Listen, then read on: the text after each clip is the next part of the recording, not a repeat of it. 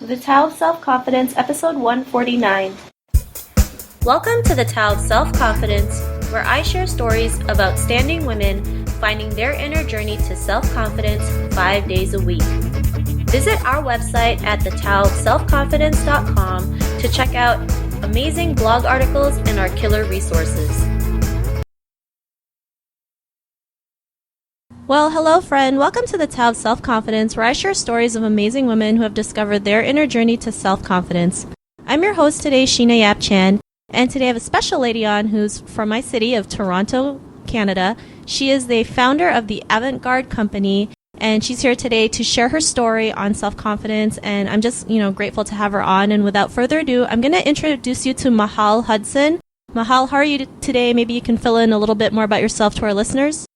Absolutely. I'm glad to be here, and thank you, Sheena, for looking for me and inviting me to your podcast. So as Sheena has mentioned, I'm actually the founder of the Avant-garde company. It is a leadership education coaching firm here in Toronto, and we're hoping to do work globally as well. So it's really helping individuals to invoke the courage to take daring steps and live in their possibilities. So it's really a realm of helping individuals find their greatest potentials. Awesome. Well, thanks for sharing that. And Mahal, what's your cultural background?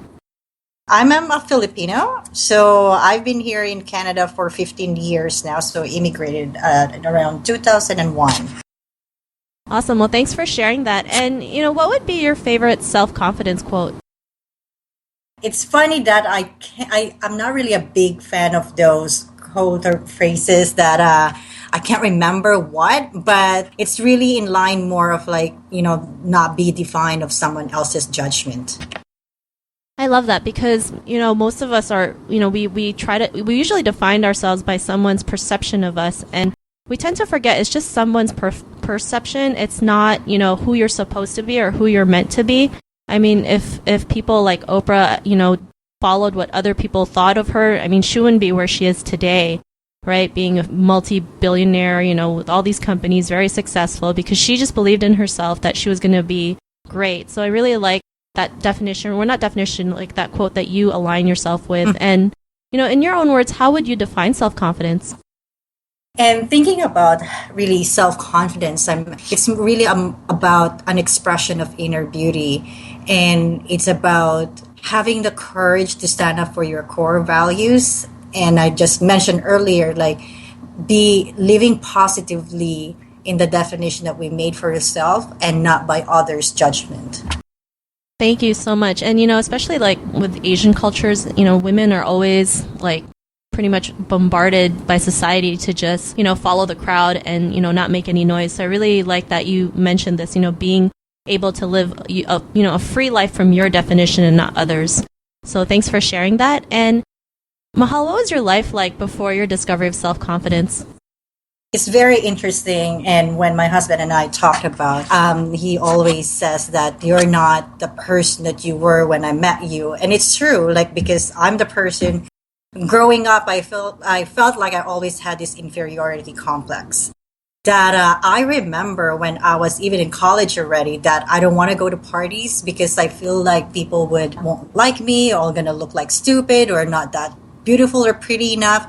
And it, not realizing as I matured in life that it's carried on how I interact with other people, and always very shy in initiating conversation. And just like what you said, in culturally, most Asian, I would say, female have that tendency that we need to be submissive and following others. And I really break away from that later on when I really discovered myself and what my confidence is all about.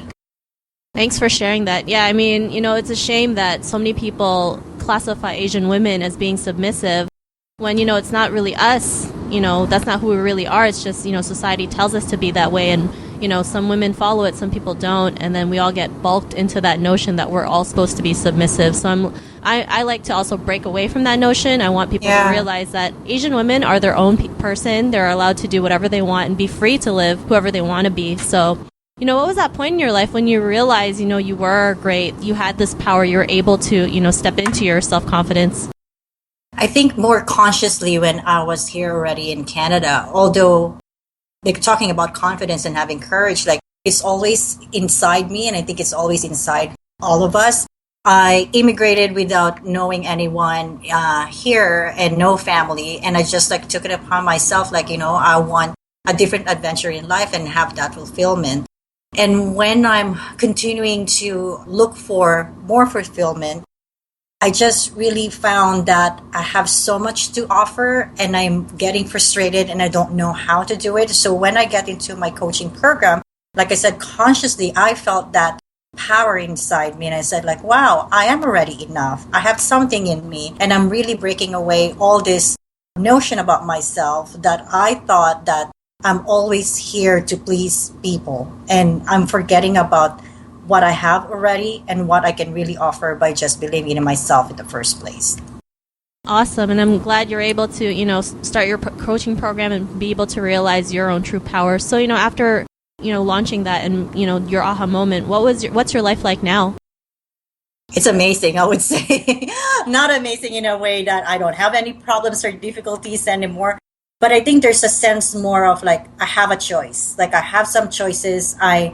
If I'm going to react that way or how people would tell me to do things, like, would this be aligning my core values and purpose? As soon as I have that, I already have my confidence or courage in me. And I think it's recognizing also there are moments that we can't always be confident. I think that's the fact and a reality. But somehow knowing that it's already a confidence in self and realizing that we can choose those moments in our life and moments also to say, you know what, I don't want to talk to anyone. I don't want to interact with anyone. I don't feel great right now. And realizing that at present moment we're choosing, and that's confidence. I love it. And that's so true, right? Because a lot of people think confidence is always you being happy, being strong. And you know what? Yeah. There's gonna be days when you're weak. You're gonna have a bad day. You just want to stay at home and eat ice cream. And that's okay, right? I mean, yeah, it's like, absolutely. It's fine. When you see that, you're like, you know what? Today's not a good day, right? But when you're aware of it and you realize that, you can also get over it a lot faster and, be like, okay, you know what? I'm going to just have a bad day. And then, the next day you can wake up and you're like, I feel a lot better. And, I think, people out there need to realize like, it's okay if you're feeling angry or feeling sad or, not having a good day, because it happens, right? And sometimes it's things we can't control. So I think the more we're aware of that, the more, like you said, you're right? The more confident we become. So thanks for sharing that. And Mahal, to the woman who's listening to your episode, she may be also in her own journey to self-confidence. What would be that one tip you would give to her? One thing I would say, choose you. It's not about being selfish. I mean, as a person, as a being human, we have the tendency to always to help others. But always think about like, how could you do that if you can't really feel yourself with the love and the value you're putting to yourself first. And you can't really do that to others without you doing that to yourself. So recognize you, choose you first, and you're going to feel the love that you're giving to others and that you genuinely caring for that if you do that to yourself first. I love it. Great advice, short and sweet, but very powerful, because, a lot of people out there are looking for that love in someone else when really it has to start with you, so it can have this ripple effect and actually attract the right person into your life or the right people into your life. So thanks for sharing that. And Mahal, if our listeners want to get to know a little bit more about you and what you do, is there any links or social media profiles we can connect with? Oh, yes. Thank you so much for asking. I'm in Facebook. You can find the Avant-garde Company or Mahal Hudson. Like Mahal is actually an English version of means love. So I'm all about love. I'm in Twitter as well at Mahal Hudson or the Avant-garde Coach. And I'm LinkedIn, so you can find it Mahal Hudson. And also in our website, avantgardecoach.ca or the avantgardecompany.com. And connect with us. I mean, we have so many blogs that really empower people. I'm talking about like the leadership. It will always start with self-leadership, able to move people and create impact. It only starts from us before we can do that to others. I love it. Thanks for sharing that. And to our listeners, if you want to connect with Mahal, you can also head on over to the taoofselfconfidence.com and search for Mahal's name. Her show notes will pop up along with everything else we talked about. And I really just want to thank Mahal for taking the time to share her journey and story with us. So thank you so much. You're welcome, and thank you so much for reaching out. Not a problem. It was an honor to have you on. And to our listeners, be on the lookout for another new episode of another amazing woman's journey to self-confidence. And we'll catch you later. Bye for now. Thank you for connecting with us on the Tao of Self-Confidence. Visit thetaoofselfconfidence.com for links to everything we chatted about, as well as killer resources, gifts, and so much more.